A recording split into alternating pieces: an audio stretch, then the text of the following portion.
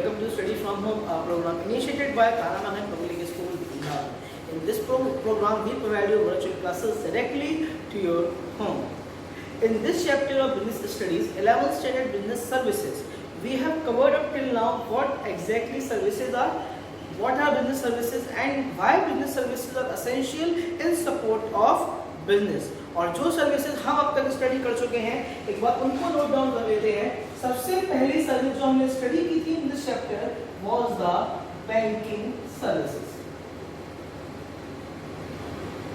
After that we studied the type of insurance and insurance services. Insurance services इसके बाद आई हमारी कौन सी communication services. And communication services के अंदर भी हमारा जो क्लासिफिकेशन रहा वो क्या रहा, वो रहा हमारा postal and telecommunication. Postal and telecommunication और टेलीकॉम सर्विसेज, ठीक है। इससे मैंने आपको बता दिया जो पोस्टल सर्विसेज है वो इस साल सीबीएसई ने कोविड-19 को देखते हुए उसको सिलेबस से ओमिट कर दिया है। तो मैंने केवल पोस्टल सर्विस का इंट्रोडक्शन दिया था, लेकिन अगर आप कुछ पूछना चाहते हैं पोस्टल सर्विसेज से definitely queries are always welcome, ठीक है। लेकिन एग्जाम में पोस्टल सर्विसेज से कोई भी क्वेश्चन नहीं आएगा, एमसीक्यू भी नहीं, सब्जेक्टिव भी नहीं और केस स्टडी भी नहीं। चलिए अब हम चलते हैं अपनी नेक्स्ट सर्विस पे। Next service that is like I should say bloodline of any economy or any business organization. Service that helps you to move. Services that does not only transfer goods and services, service that also transfer you. Yes, I am talking about the transportation services.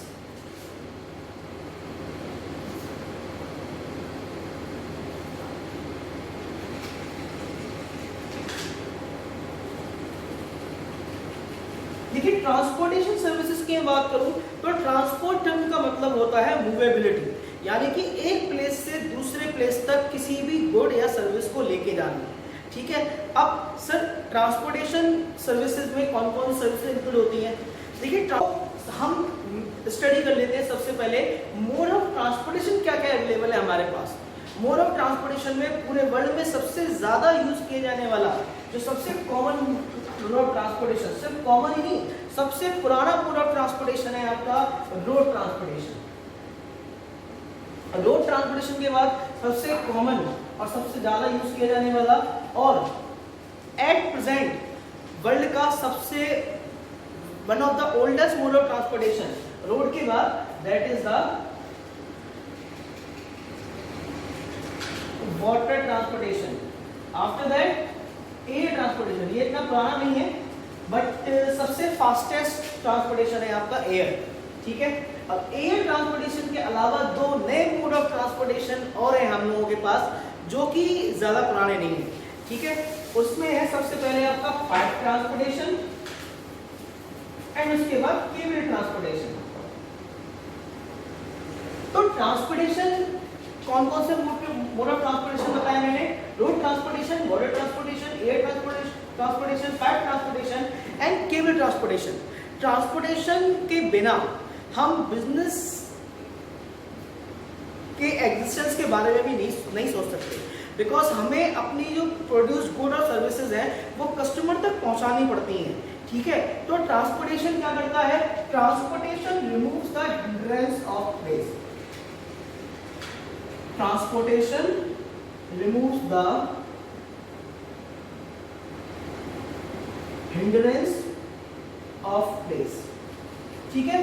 तो transportation services में आपकी जो mode of transportation and transportation का main काम है आपके hindrance of place को remove करना, यानी कि आपको गुड्स एंड सर्विसेज कस्टमर तक कंज्यूमर तक पहुंचाने की जरूरत पड़ती है, तो उसमें ट्रांसपोर्टेशन का बहुत ज्यादा रोल है। और इंडियन गवर्नमेंट ने पिछले कुछ सालों में हमें जब से फ्रीडम मिली है उसके बाद से ट्रांसपोर्टेशन को इम्प्रूव करने के लिए बहुत काम किया है, लेकिन ट्रांसपोर्टेशन को अभी और ज़्यादा इम्प्रूव करने की ज़रूरत है, बिकॉज कहीं ना कहीं इंडिया के विलेजेस एरिया में, रूरल एरियाज में अब भी ट्रांसपोर्टेशन प्रॉपर अवेलेबल नहीं है। हमारे पास 2 to 4 लेन्स जो अवेलेबल रोड्स हैं उनका नंबर कम है, ठीक है, अच्छे रोड्स अवेलेबल नहीं है, एक्सप्रेस वे उस नंबर पे अवेलेबल नहीं है जितने नंबर पे वो अवेलेबल होने चाहिए।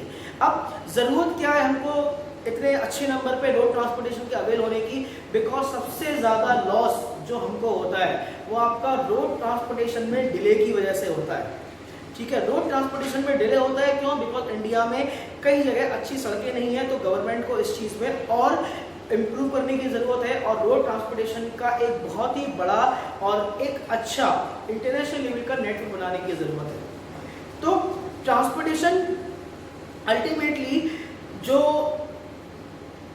फुलफिलमेंट करता है आपके बिजनेस के लिए वो है आपका removal of hindrance of place. तो ट्रांसपोर्टेशन सर्विसेज में ज़्यादा कुछ नहीं है, जस्ट आपको मोड ऑफ ट्रांसपोर्टेशन पता होना चाहिए और ये किस तरह के हिंड्रेंस को रिमूव करता है एंड ट्रांसपोर्टेशन में गवर्नमेंट को क्या इम्प्रूवमेंट करने की ज़रूरत है और ट्रांसपोर्टेशन का बिजनेस के लिए क्या रोल है। ठीक है, इसके बाद हम चलिए स्टडी करते हैं अपना next. Hello students, in the previous part of the video we learned about the transportation services and why they are essential to business. अब जो सर्विस हम पढ़ने वाले हैं that is the last business services of this chapter. अब जो last service है उसे पढ़ने से पहले एक बिजनेस के लिए बिगिनिंग से एक प्रॉब्लम रही है कि आप गुड्स प्रोड्यूस तो कर देते हैं, उस प्रोडक्शन को आपको कहीं पे स्टोरेज करने की रिक्वायरमेंट है। तो स्टोरेज के हिंड्रेंस को रिमूव करने वाली इसी सर्विसेज को हम बोलते हैं warehousing services.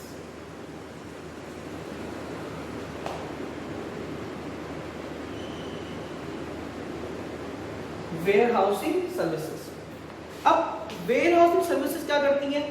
Warehousing services comprises of warehouses where they give facility to business of storage. ठीक है, अब सबसे पहले ट्रांसपोर्टेशन से सामान आपके वेयर हाउस तक आएगा, उसके बाद वेयर हाउस में आपकी सूटेबिलिटी के अकॉर्डिंग वो सामान रखा रहेगा जब तक कि आपको उसकी रिक्वायरमेंट नहीं होती। और वेयर हाउसिंग में सबसे ज्यादा रिक्वायरमेंट जो होती है वो होती है, वेयर हाउसिंग में सबसे ज्यादा रिक्वायरमेंट किस सेक्टर को? एग्रीकल्चर सेक्टर को। जैसे कि आज की डेट में आप ऑन सीजन और ऑफ सीजन कोई भी फल या सब्जी खा सकते हैं। आलू का जो मोस्टली प्रोडक्शन होता है वो आपका दिसंबर एंड जनवरी के मंथ्स में होता है, लेकिन आलू तो हमको पूरे साल मिलता है। How is that possible? It is possible because due to warehousing, because warehousing has removed the hindrance of storage for business organisation. Warehouses are the process that you can have the taste of any fruit or any vegetable in every season possible, and it is not just important for agriculture or agriculture sector. It is important for every kind of industry. Any industry that is producing any kind of good is required the warehouses. आप cold drink का production कर रहे हैं, आप biscuit का production कर रहे हैं, आप किसी भी चीज़ का प्रोडक्शन कर रहे हैं, आपको स्टोरेज रखने की रिक्वायरमेंट है। तो स्टोरेज रखने की इसी फैसिलिटी को हम बोलते हैं वेयर हाउसिंग सर्विसेज। अब प्रीवियस टाइम की बात करें तो वेयर हाउसिंग सर्विसेज वाला एक बहुत बड़ा सा रूम है एंड उसमें आपका सामान रखा हुआ है सेफ। ठीक है, ये आपका प्रीवियस माइंडसेट है वेयर हाउसिंग का। लेकिन if I talk about the present warehouses comprises the data services. Present warehousing comprises all the technical requirements that you can imagine, the conveyor belts, the machines and all, and they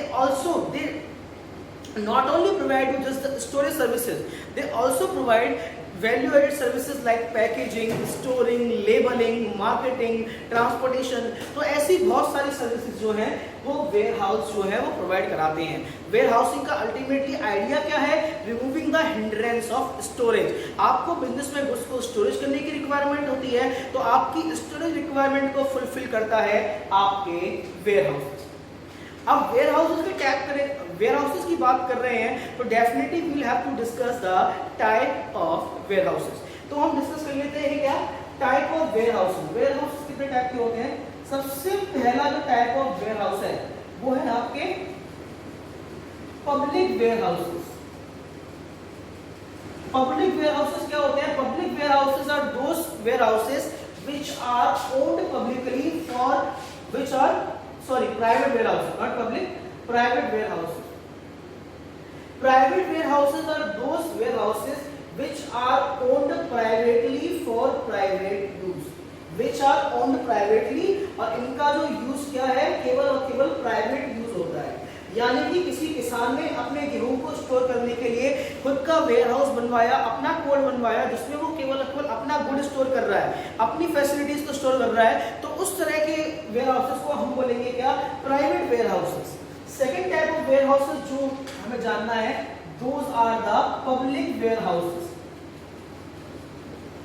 public warehouses का क्या मतलब है, public warehouses का मतलब जो कि can be used by all.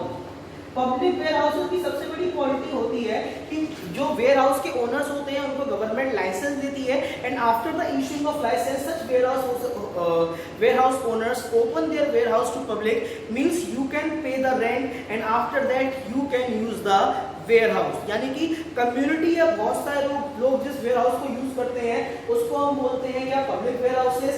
Private warehouses जो privately owned होते हैं, यानी जिनका ओनर प्राइवेट है और वो केवल और केवल एक पर्टिकुलर ऑर्गेनाइजेशन के लिए ही बने होते हैं। सपोज कीजिए कि पेप्सी का वेयर हाउस है, उसमें केवल और केवल पेप्सी के प्रोडक्ट रखे हुए हैं, तो वो आपका प्राइवेट वेयर हाउस हो गया। ठीक है, पब्लिक वेयर हाउसेस जिनकी ओनरशिप तो प्राइवेट हैंड्स में होती है, लेकिन इनको रेंट देके कोई भी यूज कर सकता है, इस तरह के वेयर हाउसेस को हम बोलते हैं पब्लिक वेयर हाउसेस। इसके बाद थर्ड जो वेयर हाउसेस हैं उनको ध्यान से समझिएगा। थर्ड है आपके bonded warehouses. Bonded warehouses क्या होते हैं, bonded warehouse are owned by the government, और ये जो आपके वेयर हाउस है ये आपके मोस्टली पाए जाते हैं मोस्टली ओशनिक एरियाज के पास या एयरपोर्ट्स में। अब बॉन्डेड वेयर हाउस में क्या होता है, बॉन्डेड वेयर हाउस में गुड्स आर केप्ट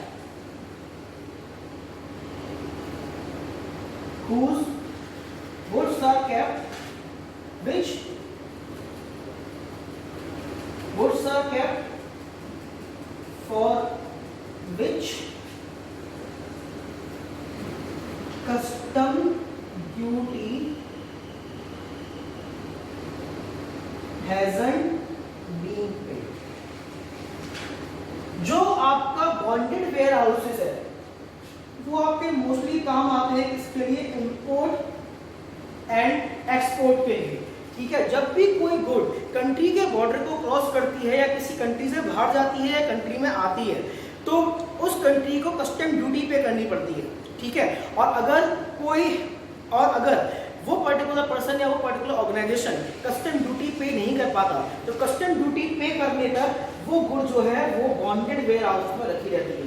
तो bonded warehouses are such warehouses which store the goods whose custom duty is not paid, यानी जिन गुड्स की custom duty import and export की activity में पे नहीं की गई है, तो ऐसी गुड्स को हम स्टोर करते हैं बॉन्डेड वेयर हाउस में, और इस तरह की गुड्स को स्टोर करने वाले वेयर हाउसेस को हम बोलते हैं बॉन्डेड वेयर हाउस। तो हमने तीन तरह के वेयर हाउस अब तक पढ़े हैं।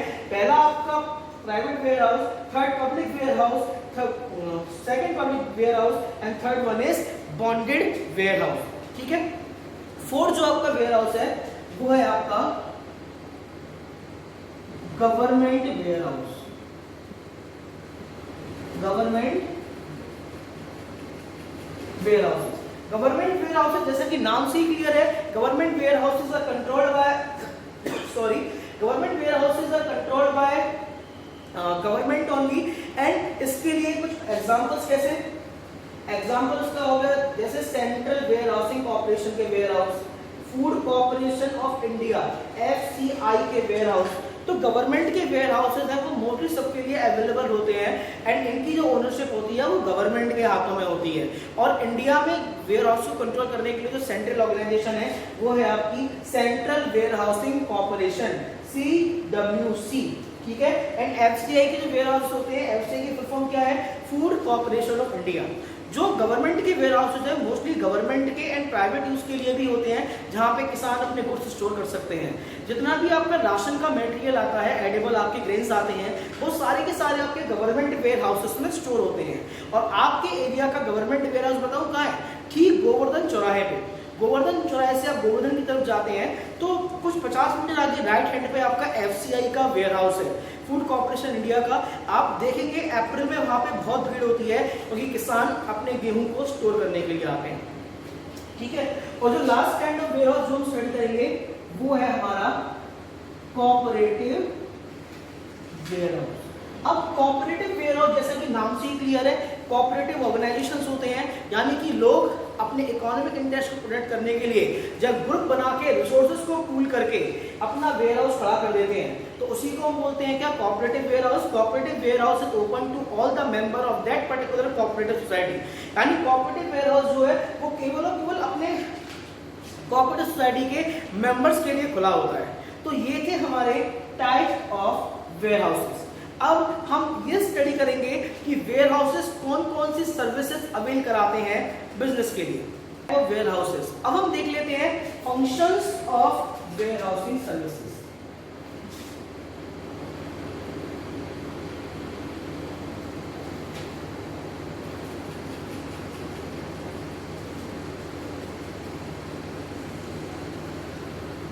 जो नेक्स्ट टॉपिक हमारा है वो है हमारा functions of warehouses. Warehouses के क्या क्या मेजर फंक्शंस होते हैं उनको हम एक बार स्टडी कर लेते हैं। The very first function of warehousing is known as consolidation. The very first function is consolidation. Consolidation term का मतलब होता है ब्रिंगिंग टुगेदर। अब कंसोलिडेशन टर्म को कैसे डिफाइन करेंगे? The very first function of warehousing is the consolidation. In the consolidation क्या होता है कि सपोज कीजिए ये आपका वेयर हाउस ए, ये आपका वेयर हाउस बी और ये आपका वेयर हाउस सी, ठीक है। उसके बाद ये तीनों सर्विसेज क्या है, ये इस वेयर हाउसेस में लाके, ठीक है, किसी एक पर्सन को दे दी जाती है। तो ये होता है आपका कंसोलिडेशन। कंसोलिडेशन का मतलब वेयर हाउसेस जो है वो सेवरल ट्रेडर से चीजों को कलेक्ट करके एक ट्रेडर को प्रोवाइड करने का काम करते हैं, and this function is known as consolidation. How to write it in English? In the consolidation function, warehouses collect the goods from traders and after the collect the goods from several traders and provide it to single trader। यानी बहुत सारे traders से collect करके उनको एक single trader को जो transfer कर दिया जाता है तो उसको हम बोलते हैं क्या, उसको हम बोलते हैं कंसोलिडेशन, ठीक है। कंसोलिडेशन के बाद जो नेक्स्ट सेकंड फंक्शन है वो है आपका break the bulk. Break the bulk का मतलब क्या है? ब्रेक द बल्क का मतलब है सपोज कीजिए ये कोई वेयर हाउस है, वेयर हाउस ए, ठीक है। वेयर हाउस क्या करता है, यहां से गुड्स को लेके उसके बाद अदर ट्रेडर्स को ट्रांसफर कर देता है। तो ये आपका हो गया function of break the bulk. Consolidation में क्या था, कंसोलिडेशन में बहुत सारे ट्रेडर से लेके एक ट्रेडर को ट्रांसफर किया जा रहा था, एंड ब्रेक द बल्क में एक ट्रेडर से लेकर के वो चीज बहुत सारे ट्रेडर को ट्रांसफर की जा रही है, यानी exact the opposite of contradiction of consolidation is break the bulk, ठीक है। कंसोलिडेशन में बहुत सारे ट्रेडर से लेके एक को दिया जा रहा था, ब्रेक द बल्क में एक ट्रेडर से लेके बहुत सारे ट्रेडर को सर्विसेज प्रोवाइड की जा रही हैं वेयर हाउसेस के द्वारा, ठीक है। थर्ड जो उसका फंक्शन है मेजर वो है आपका स्टॉक पाइलिंग। स्टॉक पाइलिंग का मतलब क्या है? स्टॉक पाइलिंग जो मोस्टली आपका यूज होता है वो आपका एग्रीकल्चर के केस में यूज होता है। अब एग्रीकल्चर की स्टॉक पाइलिंग की रिक्वायरमेंट क्या है? जो एक्स्ट्रा व्हीट है, एक्स्ट्रा पोटैटो है, जिसकी रिक्वायरमेंट हमें इमीडिएट नहीं होती, उसको स्टॉक के फॉर्म में वेयर हाउसेस अपने पास जमा करके रखते हैं, कोल्ड स्टोरेज में जमा करके रखते हैं, उनकी सेफ्टी सिक्योरिटी, ठीक है, इस चीज की गारंटी देते हैं जिससे कि वो चीजें टाइम के साथ वेस्ट ना हो, खराब ना हो, ठीक है। स्टॉक पाइलिंग मोस्टली आपका एग्रीकल्चर सर्विसेज के लिए इंपॉर्टेंट होता है। एंड जो फोर्थ फंक्शन है आपका वेयर हाउसेस का वो है प्रोवाइडिंग वैल्यू एडेड सर्विसेज। अब वैल्यू एडेड सर्विसेज क्या होती है? वैल्यू एडेड सर्विसेज वो होती है जो कि किसी गुड की प्रिंसिपल वैल्यू में एक्स्ट्रा वैल्यू ऐड करती हैं। अब सपोज कीजिए गेहूं है, ठीक है, गेहूं आपका 20 रुपए किलो है, लेकिन गेहूं को पीस लें तो उसमें उसकी पिसाई का पैसा ऐड हो गया, उसके बाद उसको बिस्किट में कन्वर्ट कर दिया तो बिस्किट की लेबर एंड जितना भी आपका असेट्स लग रहे हैं उनका पैसा कन्वर्ट हो गया, ठीक है, उसकी पैकेजिंग हो गई तो भी उसकी वैल्यू में एडिशन हो गया। तो यानी गेहूं का बिस्कुट बनने से लेके प्रोसेस, वो सारा आपका प्रोसेस है, हर प्रोसेस में गेहूं की अमाउंट में कुछ ऐड हुआ है, तो इसी को हम बोलते हैं वैल्यू एडिशन, ठीक है। तो वेयर हाउसिंग वैल्यू एडिशन किस तरह से प्रोवाइड करते हैं? वेयर हाउसिंग आपको पैकेजिंग सर्विसेज देते हैं, वेयर हाउसिंग आपको ट्रांसपोर्टेशन सर्विसेज देते हैं, वेयर हाउसिंग आपको मार्केटिंग सर्विसेज देते हैं, आपको लेबलिंग सर्विसेज देते हैं, ठीक है। तो ये सारी सर्विसेज भी वेयर हाउसेज जो हैं वो प्रोवाइड करवाते हैं।